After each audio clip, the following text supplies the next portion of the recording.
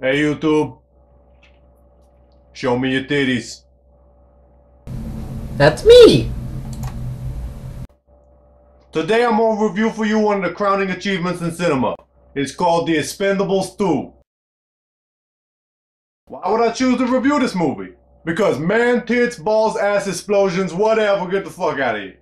Quite frankly, I had to review this movie because every star that ever mattered in Hollywood ever is in this movie. Sylvester Stallone, Yo Adrian, Jean-Claude Van Damme, Bruce Willis, Yippee-ki-yay motherfucker, Jason Statham, Dolph Lundgren, I will break you, Randy Couture, Terry Crews, from those deodorant commercials, Jet Li.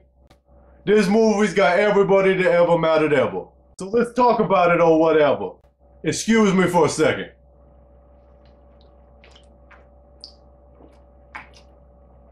Extreme. In this movie, these guys play some mercenaries that get hired to go kick some ass so they get the money and put skulls over everything they own. One of the members of their team get killed by Jean-Claude Van Damme, and then all the rest of the movie could be described with one powerful and important word: revenge. And that's pretty much the entire story.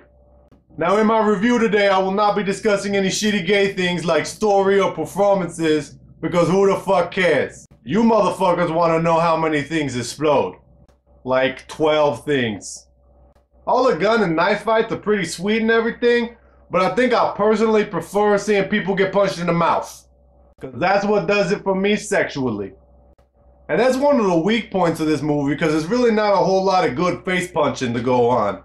Which is strange, because they got some people in this movie that is real good at face punching. Take for instance Jet Li.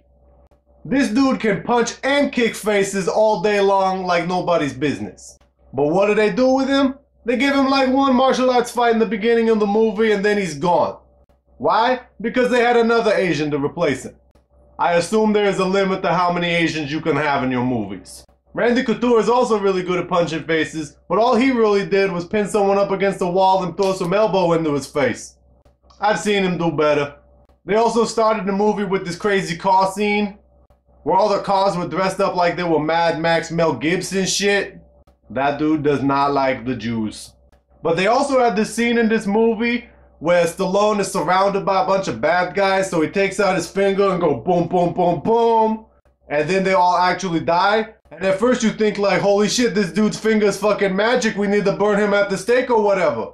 But in fact it turns out that it's the sniper dude shooting at him with the rifles and whatnot.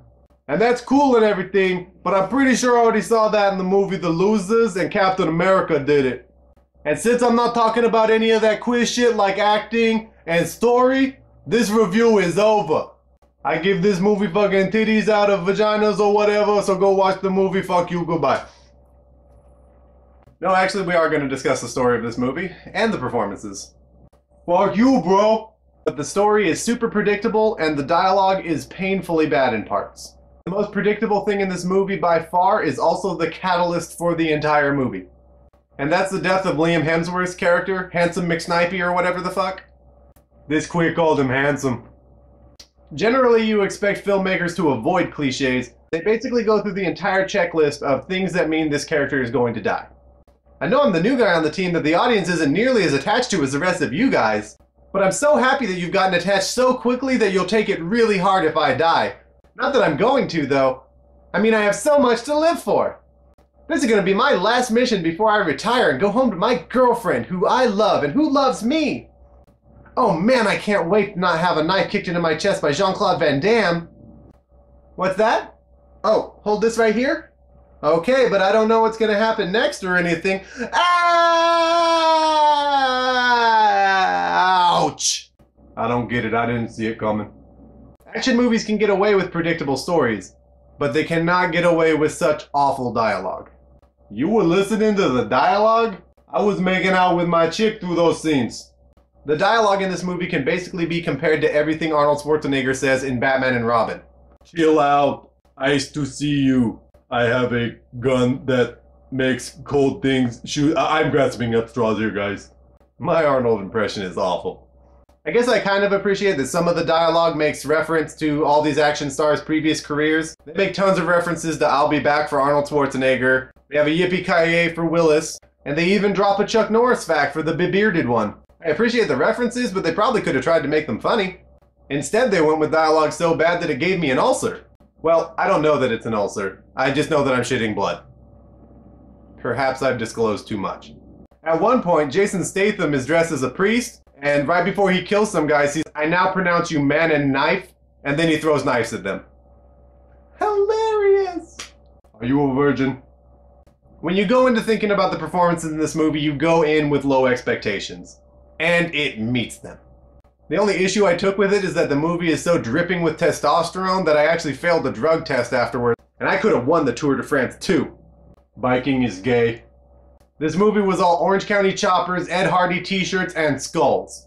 At one point, Stallone whips out a pin that is so encrusted with skulls that it looks like he raided a Hot Topic and soldered the entire jewelry department to it.